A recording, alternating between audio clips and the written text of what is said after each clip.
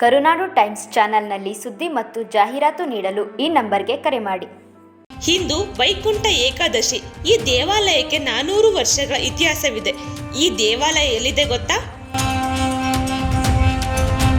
ಇದು ಬೆಂಗಳೂರು ದಕ್ಷಿಣ ಜಿಲ್ಲೆಯ ಚನ್ನಪಟ್ಟಣ ತಾಲೂಕಿನ ನೀಲಕಂಠನಹಳ್ಳಿ ಗ್ರಾಮದ ಹೊರಭಾಗದಲ್ಲಿದೆ. ಇದನ್ನು ಲೋಕಾಯುಕ್ತ ಎಸ್ಪಿ ಆಗಿದ್ದ ದಿವಂಗತ ಶ್ರೀ ಶ್ರೀನಿವಾಸ ರವರು ಜೀರ್ಣೋದ್ಧಾರಗೊಳಿಸಿದರು. ಇಂದಿನ ವೈಕುಂಠ ಏಕಾದಶಿಯಂದು ವಿಶೇಷ ಅಲಂಕಾರದೊಂದಿಗೆ ಪೂಜೆ ನಡೆಯಿತು. ಬನ್ನಿ ಭಕ್ತರು ಏನು ಹೇಳುತ್ತಾರೆ ಕೇಳೋಣ.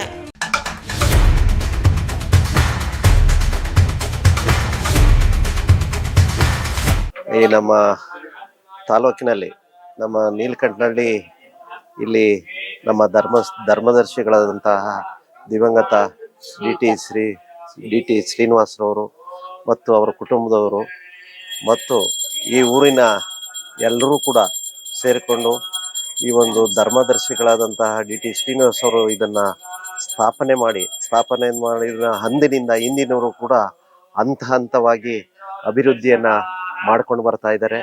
ಇದರಲ್ಲಿ ಈ ಒಂದು ಗ್ರಾಮದಲ್ಲಿ ಇರುವಂಥದ್ದು ಏನು ತಿರುಪತಿಗೆ ಹೋಗಿ ನಾವೆಲ್ಲರೂ ಕೂಡ ಅಲ್ಲಿ ದರ್ಶನ ಪಡೆದು ದೇವರ ಆಶೀರ್ವಾದವನ್ನು ಪಡ್ಕೊಂಡು ಬರ್ತಿದ್ವಿ.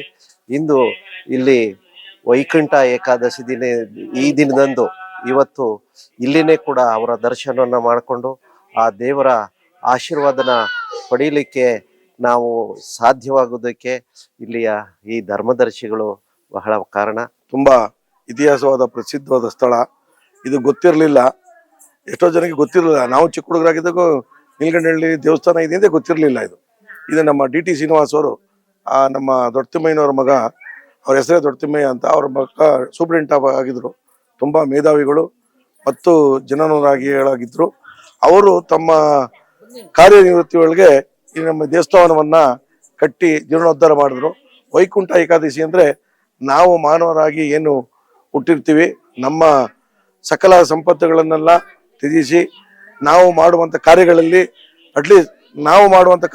ಧರ್ಮವಾಗಿ ನ್ಯಾಯ ನೀತಿಯಿಂದ ದುಡಿದು ನಾವು ಈ ದೇಹವನ್ನು ತ್ಯಜಿಸಿದಾಗ ನಮಗೆ ನಮ್ಮ ಸನಾತನ ಧರ್ಮದಲ್ಲಿ ಇರುವಂಥ ನಂಬಿಕೆ ಏನು ಅಂದ್ರೆ ಸ್ವರ್ಗ ಸಿಕ್ಲಿ ಅಂತ.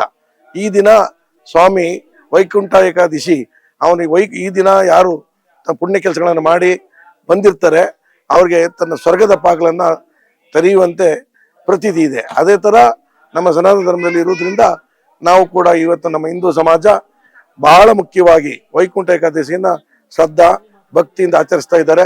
ಇದು ನಮ್ಮ ಚನ್ನಪಟ್ಟಣ ತಾಲೂಕಿನಲ್ಲಿ ಪ್ರಸಿದ್ಧವಾದ ಸ್ಥಳ. ನಮ್ಮ ಗಂಗರ ಕಾಲದಲ್ಲಿ ರಾಜಧಾನಿ ಆಗಿತ್ತು. ನಮ್ಮ ಚನ್ನಪಟ್ಟಣ ತುಂಬಾ ಇತಿಹಾಸವಾದ ಸ್ಥಳ. ಇಲ್ಲಿ 100 ಇತಿಹಾಸ ಪ್ರಸಿದ್ಧಿ ಸ್ಥಳಗಳಿವೆ. ಅದನ್ನ ಒಂದೊಂದಾಗಿ ನಮ್ಮ ಇತಿಹಾಸಕಾರರು ಈಗ ತರ್ತಾ ಇದ್ದಾರೆ.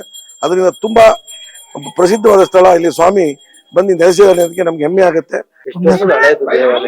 ದೇವಾಲಯ ಅಂದ್ರೆ ನಮಗ್ ಗೊತ್ತಿದ್ದಂಗೆ ಒಂದು 400 ವರ್ಷದಲ್ಲಿ ಇವರು ಚೋಳರು ಚನ್ನಪಟ್ಟಣ ತಾಲೂಕಲ್ಲಿ ಚೋಳರು ಇದ್ರಂತೆ. ಅವರು ನೆಲೆ ಮಾಡಿದ್ ನೋಡಿ